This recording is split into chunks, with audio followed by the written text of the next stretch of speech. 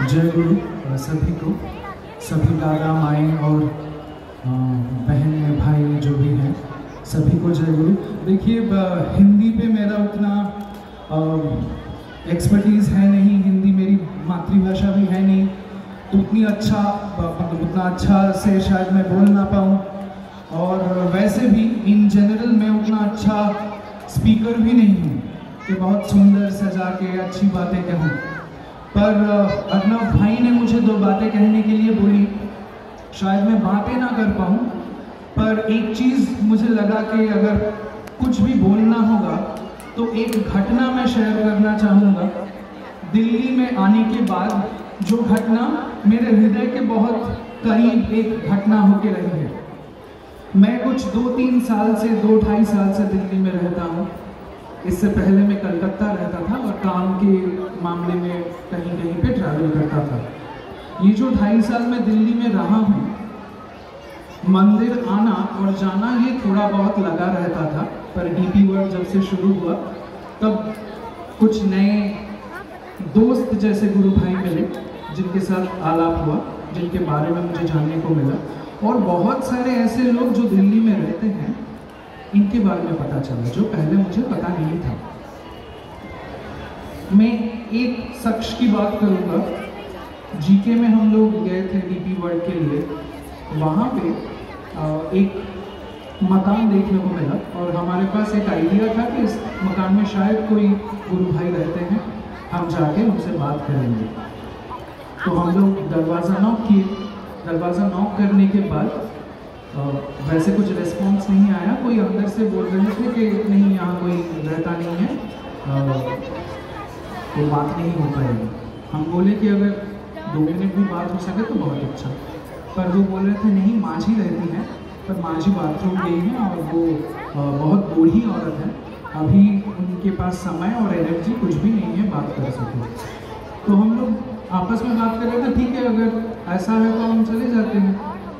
पर हमारे साथ 2-3 गुरु भाई गुरु बहनें थी, जिनको लगा नहीं एक बार यहाँ से निकलेंगे तो एक बार माझी के साथ बात ही करके जाएंगे। तो बहुत डिलीजेंटली, बहुत परसिवियरेंस के साथ वो रह गए वहाँ पे बात करेंगे ऐसे करके। तो हम लोग वेट कर रहे थे, 2-3 मिनट वेट करें। उसके बाद ये जो माझी थी वो आई और हम में से 2-3 लोगों को बुलाया और हम लोग अंदर गए। अंदर जाने के बाद माझी से जब बात हुई तो हमको पता चला कि वो अभी 80+ होंगी, अकेली रहती हैं, 2 हाउस हेल्प रहती हैं उनके साथ, पर वैसे कोई घर पे नहीं रहता है, वो अकेली रहती है और वो इंजर्ड है, कुछ इंजरीज भी है, बोन इंजरीज है, लेग इंजरीज है, तो वो लेके वो अकेली रहती है। तो अकेले बाथरूम जाना, अकेले कुछ भी करना उनके लिए बहुत ही डिफिकल्ट है, मतलब फिजियोलॉजिकली भी संभव नहीं है। और इतने उम्र में अगर अकेली रहती हैं तो अगर बात करने का भी मन करे किसी के साथ तो बात कर पाती हैं ऐसा लगता नहीं है। तो हम लोग ऐसे उनके साथ बात कर रहे थे, बातों ही बातों में 1 घंटा 1.5 घंटा निकल गया और हम लोगों को पता चला कि वो 70s 80s के टाइम से दिल्ली आई थी और दिल्ली सत्संग विहार जब बना उसी टाइम से, वो इंसेप्शन के मोमेंट से वो जुड़ी रहती थी।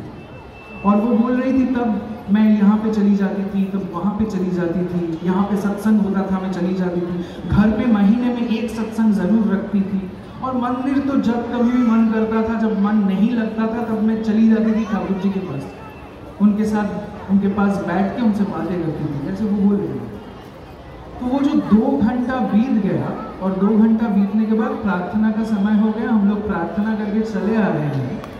उस टाइम हम लोग जब निकल गए तो एक बार माझी को हम लोग ये बोल के आए थे कि कभी भी अगर आपका मन ना लगे, कभी भी आपका मन उदास लगे, कुछ भी हो, कुछ भी काम हो, जो कुछ भी हो, हम ये फ़ोन नंबर आपको देके जाते हैं, आप लोग हमको फ़ोन कर देंगे। उसके बाद और एक दिन आया जब उनका फ़ोन आया, वो हम लोगों को बुला रही थी, वो बोल रही थी ठीक है आज अगर कोई अगर आना चाहता है तो आप लोग आ जाओ, एक साथ प्रार्थना करेंगे। तो हम लोग जब वो घर से निकल रहे थे तब ये बात कर रहे थे कि ये एक घर है जहाँ पे महीने में एक सत्संग होता था, रोज प्रार्थना करती थी वो। तो प्रार्थना करने से, महीने का सत्संग होने से घर का जो एक एटमॉस्फेयर होता है वो तो जो करते हैं उनको पता है। पर बहुत दिनों से अगर कोई एक प्रैक्टिस में रहता है और वो प्रैक्टिस से निकल जाते हैं तो बहुत डिफिकल्ट होता है। वो जो एक हैबिट सा बन जाता है। और मान लीजिए जो ठाकुर जी को बहुत एक स्ट्रॉन्ग इमोशनल फोर्स के माध्यम से जानते हैं, जो बोलते हैं कि हमारा मन नहीं लगता, हम ठाकुर जी के पास चले जाते हैं मंदिर में।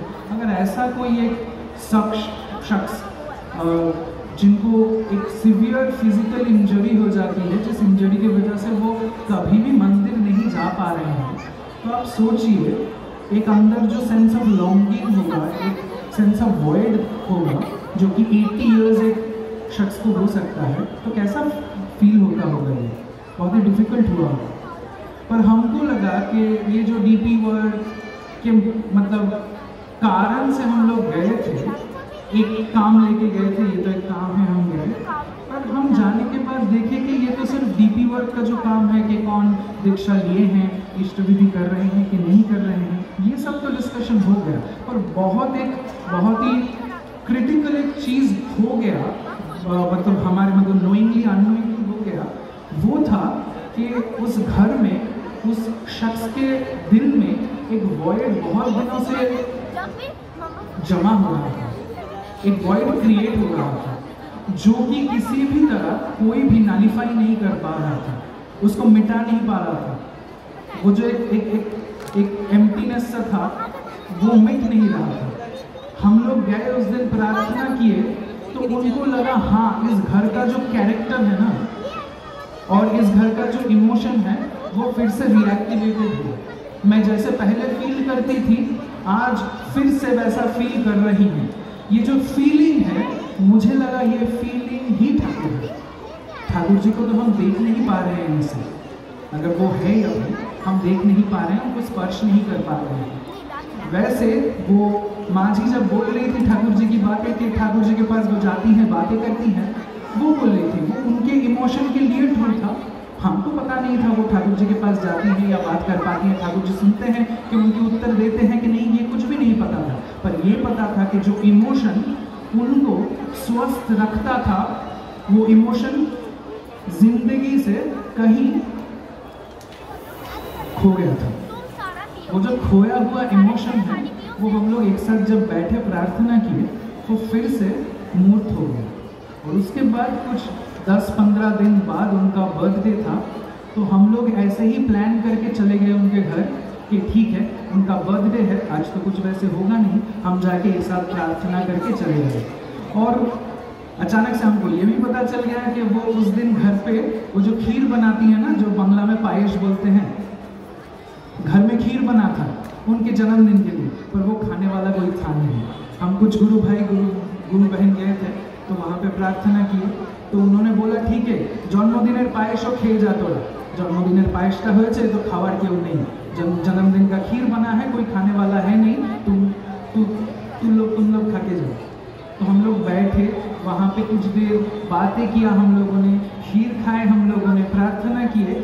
और वो प्रार्थना होने के बाद सडनली वो माँ जी 2 लाइन एक गाने का, एक रविंद्र संगीत का वो गा रही थी, और गाते गाते सडनली वो बोल रही हैं, अरे यहाँ जो छोटे छोटे जगह पे मुर्गिया जो होता है ना, जो सुर वाला, तो वो सुर अभी नहीं लगता है, पहले बहुत अच्छे से लगा लेती थी मैं। तो तब हमको ये एहसास हुआ कि किसी भी इंसान के लिए एक साथ रह पाना, और मेरा जो अच्छा है, जिससे मैं अच्छा फील करता हूँ, वो फीलिंग किसी और के साथ बांट लेना ही स्वस्थ रहना होता है। मुझे सिर्फ ऐसा मालूम है कि अगर ठाकुर जी हैं, यहाँ पे है, कहीं पे भी है, ठाकुर जी ये सब छोटे छोटे अनुभवों से बनते हैं। ये अनुभव जब मेरे में होता है, तब हम बोलते हैं हाँ, ठाकुर जी ठाकुर हमारे काछे आछे, আমি ठाकुर के अनुभव करी, ठाकुर जी मेरे साथी हैं, उनको अनुभव कर पा रहा हूँ। तो ये अनुभव ये छोटी छोटी एहसासों से है। ये छोटे छोटे एहसास शायद हम एक साथ रहेंगे, बात करेंगे, और मन के अंदर जो बातें हैं वो जब बाहर निकालेंगे तभी शायद होगा। ये बोल के मैं आज अब ये जो है, इसको आप वक्तृता कहिए कि जो भी कहिए, मैं ख़त्म कर ज़्यादा नहीं लूँगा, पर मैं यही आप लोगों से अनुरोध करूँगा कि इसको वक्तव्य जैसे स्पीच जैसे मत लीजिए। मैं एक दूसरे शहर से आया हुआ लड़का हूँ, यहाँ पे रहता हूँ। ये भिन्न शहर है, दूसरा शहर है, दूसरी भाषा है।